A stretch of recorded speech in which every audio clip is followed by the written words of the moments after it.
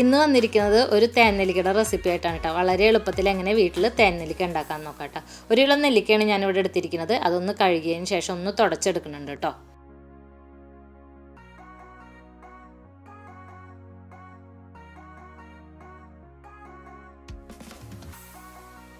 ഇനി നമുക്ക് നെല്ലിക്കേനെ ഒന്ന് ആവി കയറ്റിയിട്ട് എടുക്കാം കേട്ടോ. ഇഡ്ഡലി പാത്രത്തിലോ സ്റ്റീമറിലോ വെച്ചിട്ട് ആവി കയറ്റാം. ഒരു 5 മിനിറ്റ് ആവി കയറ്റിയാൽ മതിയാവും കേട്ടോ. അതിൽ കൂടുതൽ ആവി കയറ്റി കഴിഞ്ഞാൽ അതിൻ്റെ അലികളായിട്ട് പുറത്ത് വരും കേട്ടോ. അപ്പോൾ അത് വേണ്ട, 5 മിനിറ്റ് മാത്രം മതി കേട്ടോ.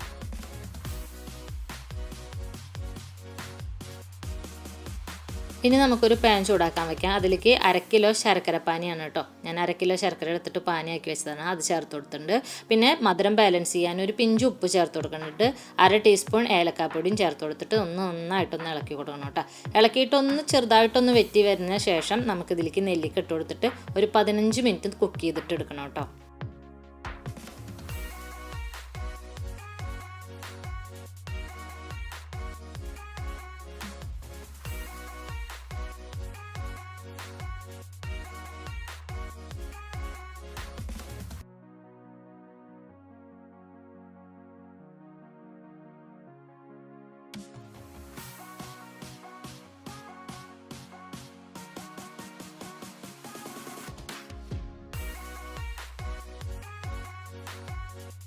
ഇതുപോലെ വരണം കേട്ടോ. ശർക്കരപ്പാനി നല്ല തിക്കായിട്ട് വരണം.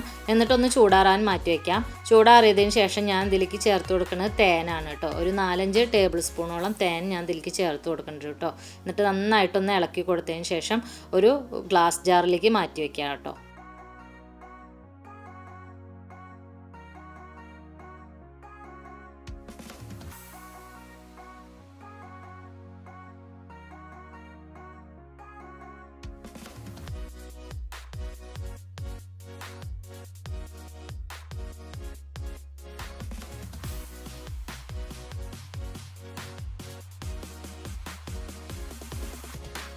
ഈ നെല്ലിക്ക ഗ്ലാസ് ജാറിലേക്ക് ഇട്ടതിന് ശേഷം ഒന്ന് ശ്രദ്ധിച്ച് നോക്കട്ടെ. ഇതിൻ്റെ സിറപ്പ് വളരെ കുറവ് മാത്രം നമ്മളുള്ളൂ. ഭയങ്കര കട്ടിയാണ്. ഒരു 4-5 ദിവസത്തിന് ശേഷം മാത്രമേ ഈ ബോട്ടിൽ തുറന്ന് നോക്കാൻ പാടുള്ളൂ കേട്ടോ.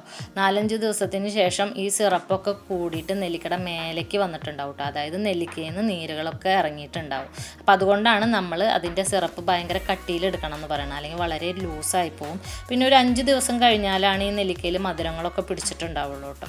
അപ്പോൾ അതിന് ശേഷം ഒന്ന് ഉപയോഗിച്ച് നോക്കും. മിനിമം ഒരു 4-5 ദിവസമെങ്കിലും വെച്ചിട്ടുണ്ടാവണം കേട്ടോ. വളരെ മെഡിസിൻ വാല്യൂ ഉള്ള ഒരു സാധനമാണ് തേൻനെല്ലിക്ക എന്ന് പറയുന്നത് കേട്ടോ. അതേപോലെ നെല്ലിക്കും നല്ല മെഡിസിൻ വാല്യൂ ഉള്ളതാണല്ലോ. അപ്പോൾ ഈസി ആയിട്ട് പെട്ടെന്ന് ഉണ്ടാക്കാൻ പറ്റിയിട്ടുള്ളൊരു ഡിഷാണ് കേട്ടോ. വീട്ടിലെന്തായാലും ട്രൈ ചെയ്ത് നോക്കിയിട്ട് ഫീഡ്ബാക്ക് അറിയിക്കണേ.